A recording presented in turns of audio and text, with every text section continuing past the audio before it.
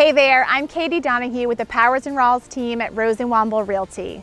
I'm standing here today at 2769 Livingston Loop in the beautiful Courthouse Estates neighborhood in Virginia Beach.